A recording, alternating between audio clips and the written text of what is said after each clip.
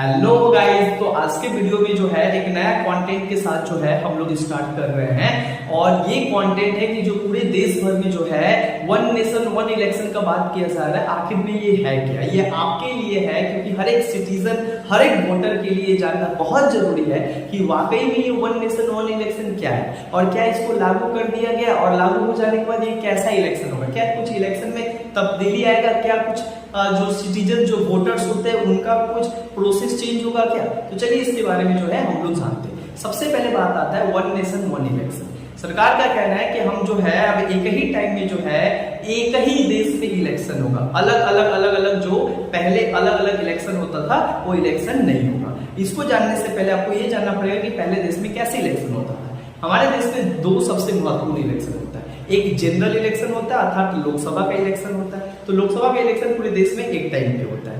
और जो स्टेट का इलेक्शन होता है तो 28वें स्टेट का इलेक्शन अलग अलग टाइम पे होता है, जिसके कारण क्या होता है कि दो बार जो है हम लोग का इलेक्शन होता है और अलग अलग हर एक साल में किसी ना किसी स्टेट में इलेक्शन होता रहता है। तो सरकार का कहना है, प्रेजेंट गवर्नमेंट का, कि हम लोग क्या करते हैं कि 5 साल में जो है हम लोग तो 3 साल 4 साल तो इलेक्शन लड़ने में ही हम लोग बिता देते, कभी इस स्टेट का कभी उस स्टेट का। तो हम लोग अपना जो पॉलिसी है देश का डेवलपमेंट के लिए जो है हम लोग काम ही नहीं कर पा रहे, क्योंकि हमारा जो टाइम है ज्यादा टाइम पॉलिटिकल कैंपेन में ही चला जा रहा है। तो देश का विकास कहाँ होगा? देश का पैसा का भी नुकसान हो रहा है, देश पीछे भी जा रहा है। और जिसके लिए चुनाव होता है कि देश का तरक्की होगा, लोगों का तरक्की होगा, लोगों का आय बढ़ जाएगा, रोजगार मिलेगा, देश ग्लोबली काफी डेवलप्ड हो जाएगा, हालांकि जो है वो भी नहीं कर पा रहे हैं इन सारे इलेक्शन के चक्कर में। तो सरकार का कहना है कि अब जो है देश में एक ही इलेक्शन होगा और एक ही टाइम पे होगा, जिससे बाकी का जो टाइम बचा वो देश के विकास और देश के फ्यूचर के लिए जो है हम लोग क्या करेंगे,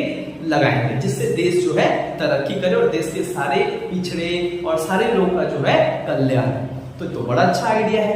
बात अब ये रहा कि क्या ये जो वन नेशन वन इलेक्शन जो सरकार कह रहा है कि हम ये लाएंगे, ये भारत के बेसिक कॉन्स्टिट्यूशन और बेसिक स्ट्रक्चर को तो वायलेट नहीं करता है। तो इसके संबंध में जो है डीवाई चंद्रचूड़ जो हमारे सीजीआई थे, राइट, उनका कहना था कि नहीं, ये किसी भी तरीके से जो है भारत के बेसिक स्ट्रक्चर और भारत के फेडरलिज्म को जो है डिस्ट्रॉय नहीं करता है और डेमोलाइज नहीं करता है, राइट। तो अब हमारे भारत में अगर वन नेशन वन इलेक्शन होगा तो कैसे होगा?